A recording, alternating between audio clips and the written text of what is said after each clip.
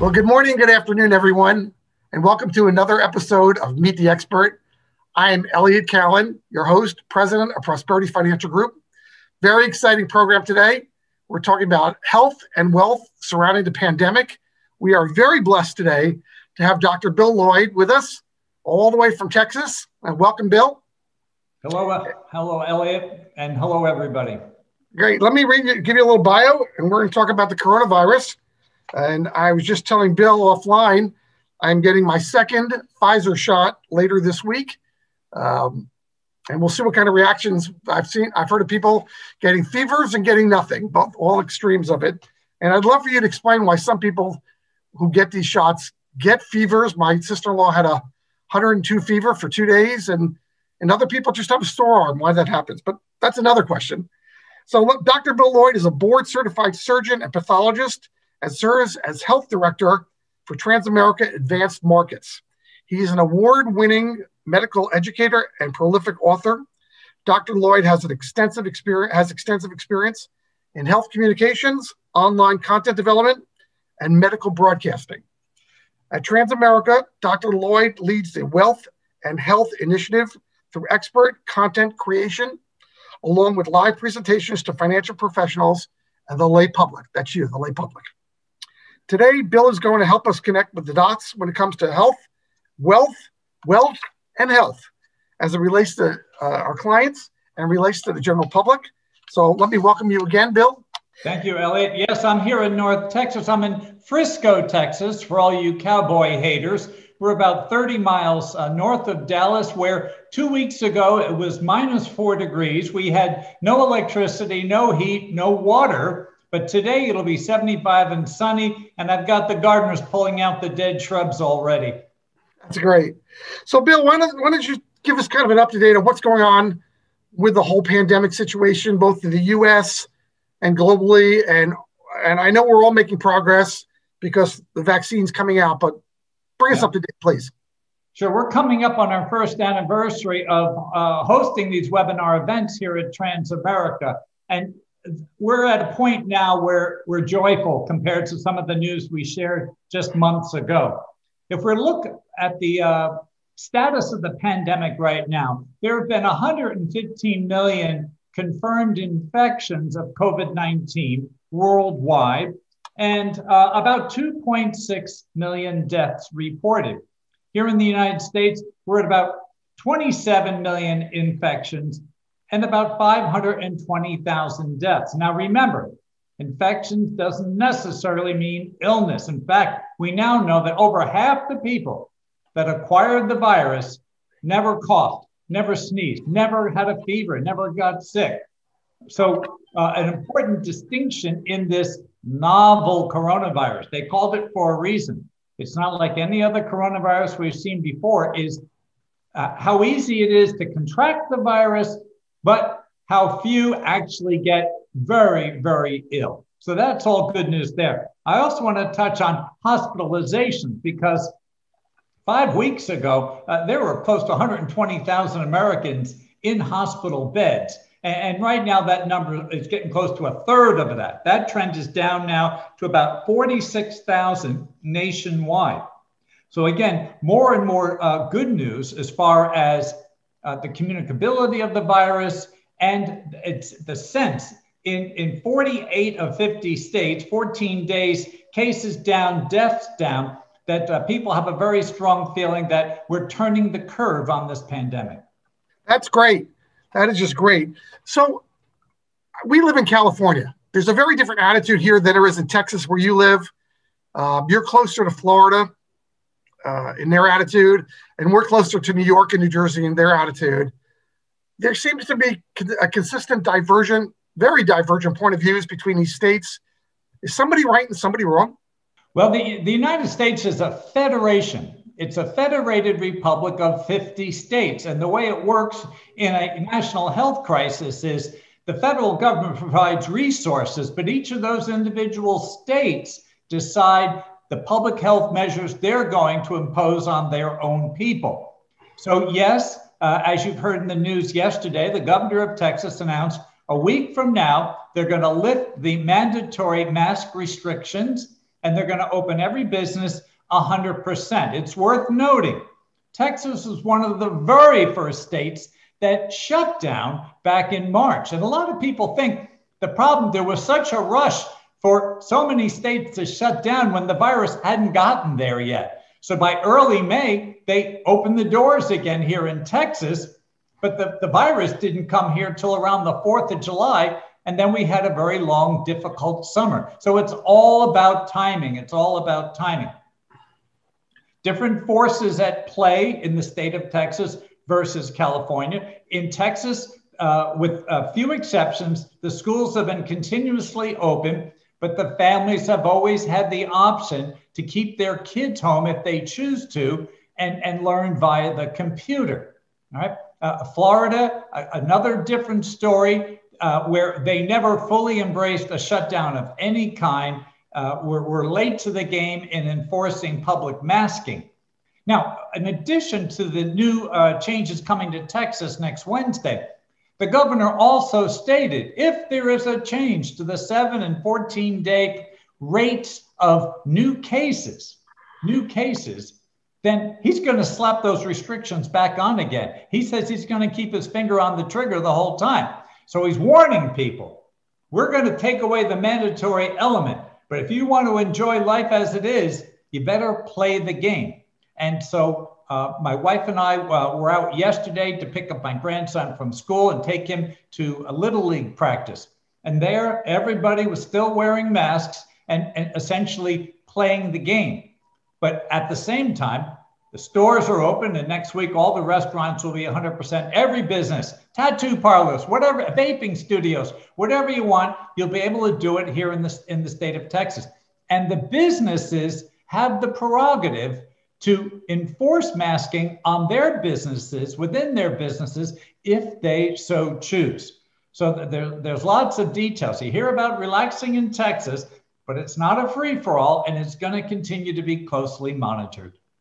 So, Bill, we're talking about, health, and in this case, we're talking about aggregate health in a big state or multiple states. How much of this has to do with the opening because of economics and helping small business people out versus the health of the people, or are they, tied at the hip? Sure. But it's a national priority. We cannot let the economy fail.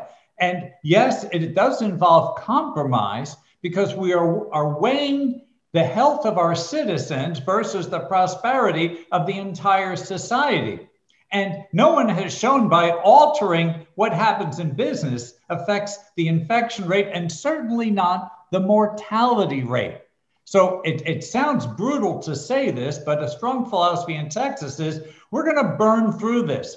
And yes, sad, people who choose not to follow the guidelines may get infected, they may get hospitalized, they may die, but they would have anyway, even if we shut the stores down. So the approach here is we are aware of the risks, but we think the risks of keeping things shut down are even greater and even more holistic, more than public health, but our well-being, our economy.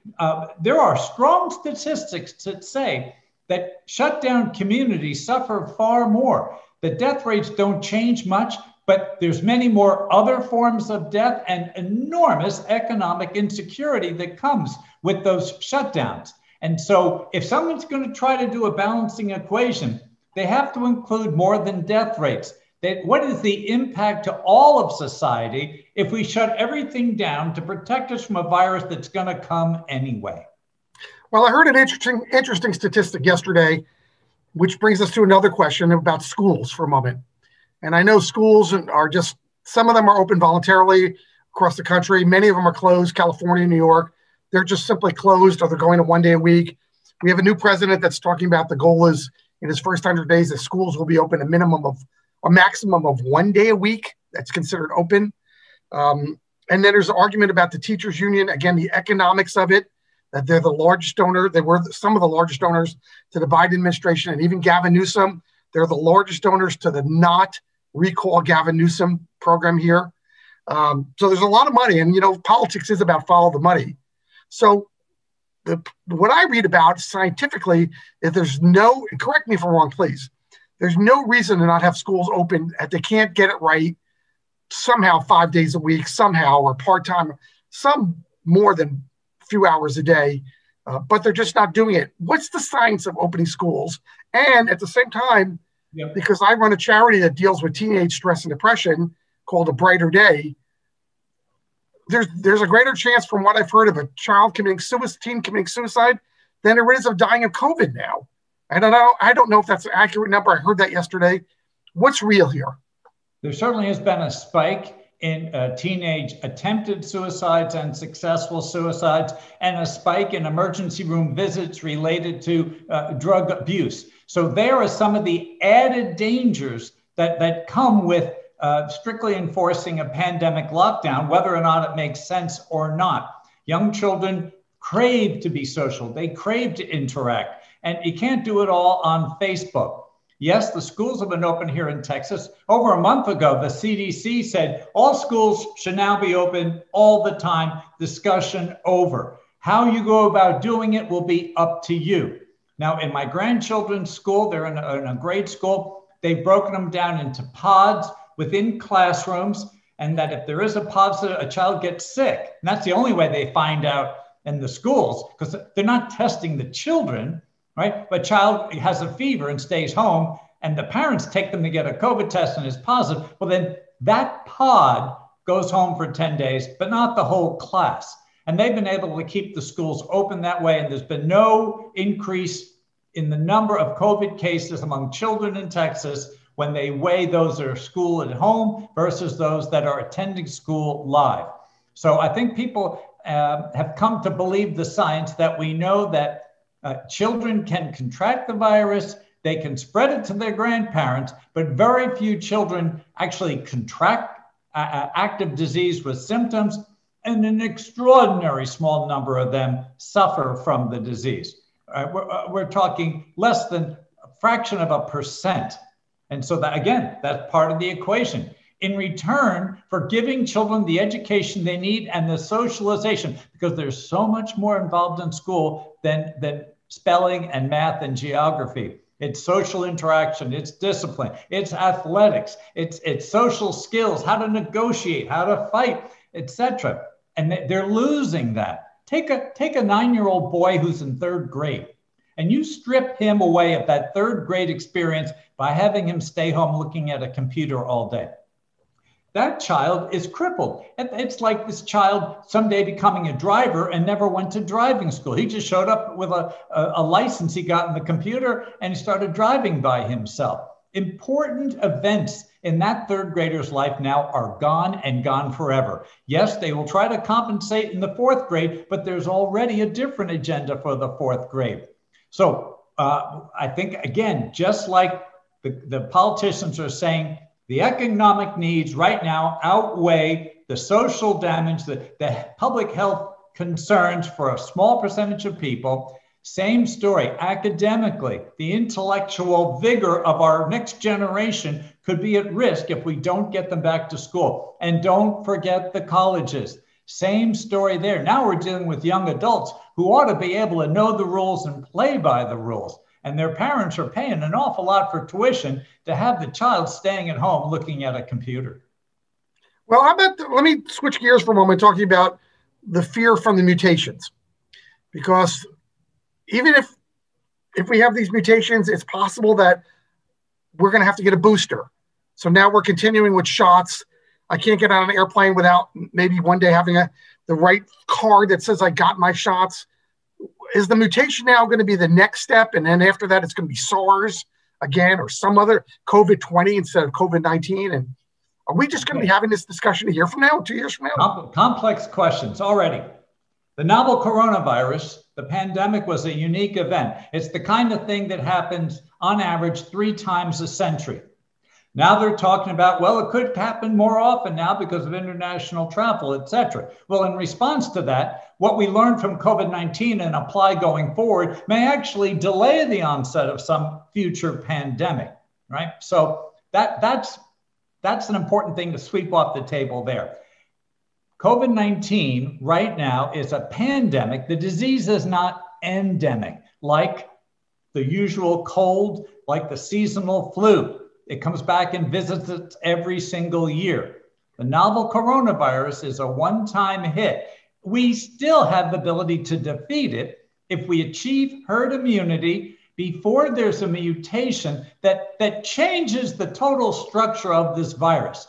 When we hear about the mutations now, these changes to the genetic information in that virus occur in an area that is very inert, that is not involved in how the disease starts or how the body reacts to the disease. Those are core mechanisms. Viruses are extremely well preserved, and Mother Nature would never let that happen. No, these mutations you hear so much about are happening on the fringe of the virus particle, and I liken it to a license plate. A license plate. You know, when somebody steals a car, what's one of the first things they do? They take the plate off and put somebody else's plate on that car. Why do they do that? So when the cops are running around looking for the stolen car, they don't recognize the new plates and they go right by it. Yeah, virus mutations do the same thing. They change their identity in a small little strip of genetic information that's far away from the core mechanism of the virus. Now, the immune system is looking for that license plate. And if it's changed, well, then there's a risk the body won't recognize it and someone could get sick again, a second time from the same infection. Yeah, but if you're immune to it, you won't fool them very often. It's like putting a replacement license plate on with Scotch tape. You drive down the road, it's gonna fall off. So in order to protect ourselves going forward and to keep this from becoming an endemic disease, it's important that we do our best with the social distancing and the masks and the hand washing, plus getting everybody immunized as soon as possible. Once 92, 93% of Americans are immune, either because they've already had COVID or they've had the vaccines, then the virus will not have any place to go. There has to be, within a community, a certain percentage of uninfected people in order for that virus to transfer efficiently. You start taking those people out of the community, they're no longer vulnerable. The virus has no place to go and will disappear and be gone forever. There's still time, and it's a strong reason for everybody to get vaccinated. As we know now about the mutations, there's been no documentation that there's been any alteration to the efficacy of the current vaccine portfolio against novel coronavirus with or without the mutations. What we're learning is it appears that some of these mutations are more efficient at spreading the disease to others, making infected people more contagious to other people and increasing the odds of them getting the infection, but it doesn't necessarily alter whether or not they'll get sick. So right now, the mutations are pretty much nonsensical, and that they will not interfere with the delivery of the vaccine and the establishment of immunity against it. But if we wait too long and a more serious mutation arises, then yes, there'll be greater calls for booster vaccines, which you've already heard about. So let's touch for a second on that comment you made earlier. After the second shot, some people, oh, I'm wiped out, I'm a mess. And other people are, yeah, my arm's a little sore, but I'm good. That speaks to the individual's immune response to that repeated dose of the novel coronavirus antigen. Antigen, the small fragment of genetic material, the license plate, if you will, that the body uses to recognize that the novel coronavirus is present. That's what that means. Now, for someone who went in for their second shot and got a powerful response, extreme fatigue, achiness, fever, cold, they feel like they're getting the flu. Well, it's very likely then that they were naive to the virus when they got their first shot. They got their first shot, their body built immunity, and wham, along comes the virus, and the body is armed to the teeth, ready to fight it. And these people go down for just 24 hours usually. Other people who sail through it very likely were exposed to the virus and never knew it. Exposed to the virus and never knew it. It's not a certainty. They may have been exposed to another coronavirus, not the novel coronavirus. You know, every cold is a coronavirus. There's lots of coronaviruses out there. And because of that, your body already had a level of immunity that you didn't know about. You took your first shot, which boosted that immunity. The second shot didn't have a big effect. So from a clinical perspective, it doesn't matter.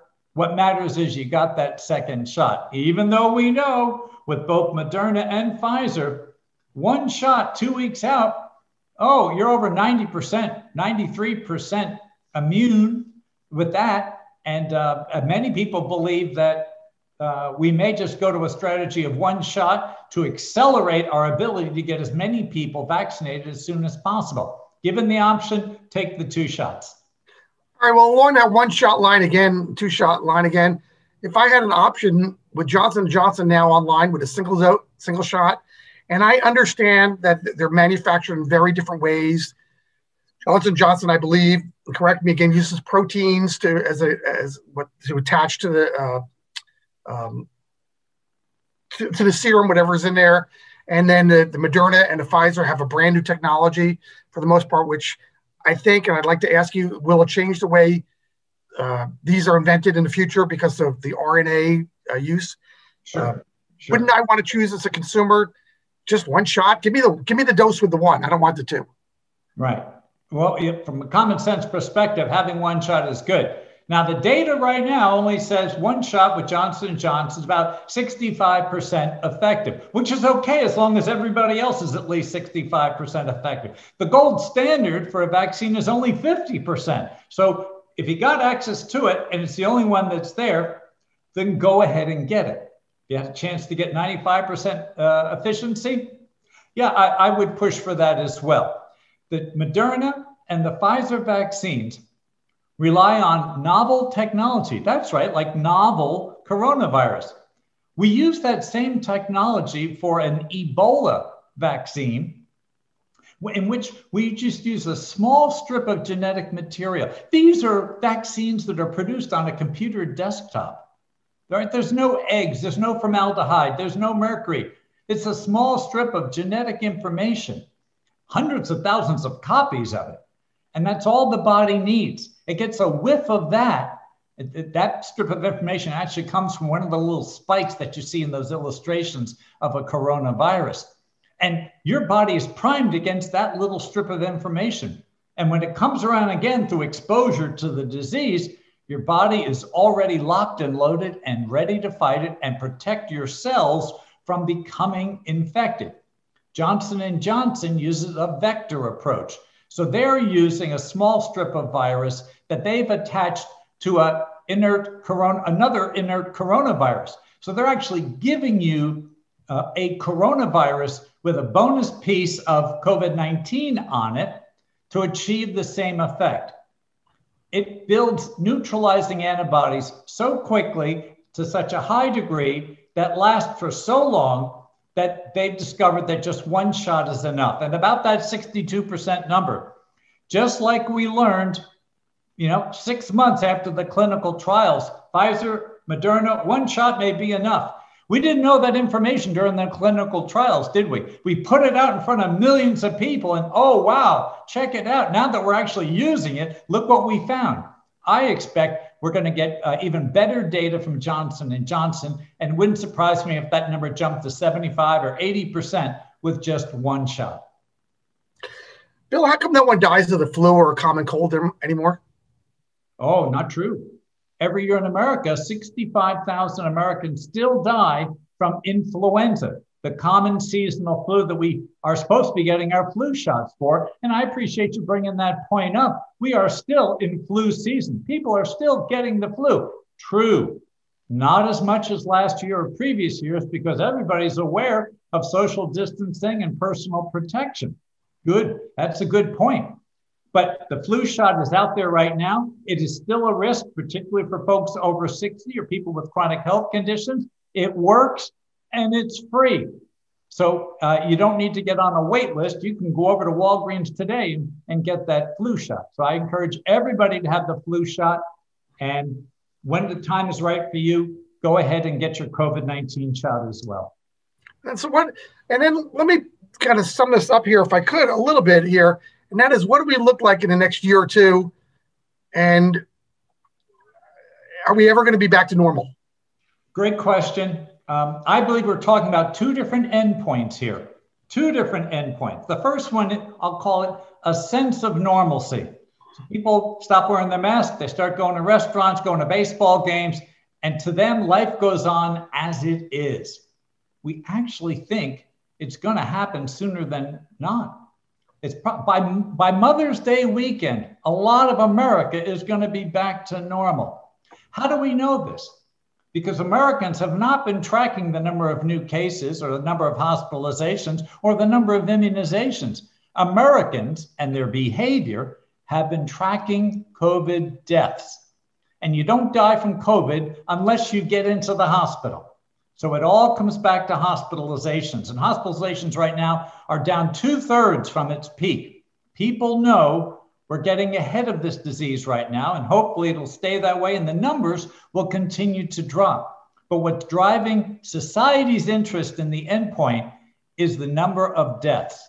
And they're dropping now. We're down to 1,600 deaths a day, when at one time it was close to 6,000 deaths a day.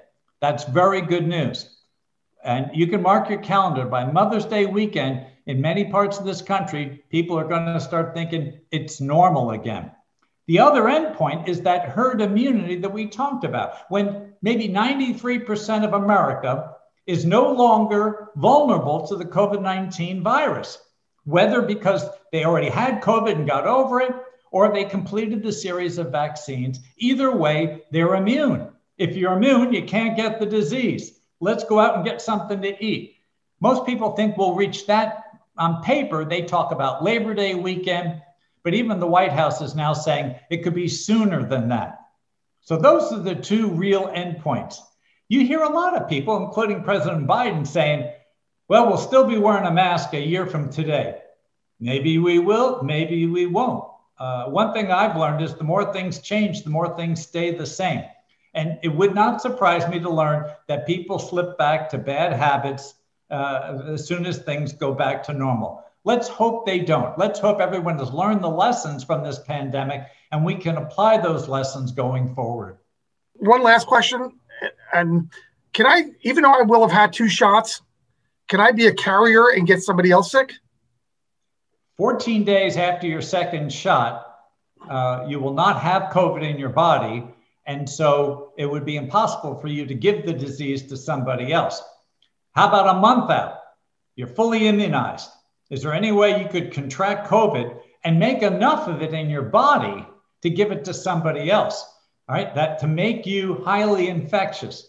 If you're a healthy person with a good immune system, the science says no. The second shot's the knockout, and the virus, even though it got into your body, even if somebody came up to you with a nasal syringe and squirted a fluid full of virus into your nose, your body would immediately recognize it and take action to protect you from it. The virus would disappear and you would not be at risk of giving it to anybody else. Well, this has been great, Bill. We've been talking with Dr. Bill Lloyd. He's been great. He works for Transamerica. He is the Transamerica doctor on health and wealth. You've been great, and I want to thank you very much. It's always fun, Elliot, and I look forward to being out there in San Ramon sometime soon to meet with all of your clients in person. Great, and if you're a wine guy, I'll invite you to come join us for a great bottle of wine. We've got 1,000 bottles at my house. Oh, sounds wonderful. Enough for everybody. Did you hear that? There'll be enough for everybody. There you go. And bring your friends and family. We've been talking with Bill Lloyd, and this has been Meet the Expert, and we'll see you again real soon. Thank you.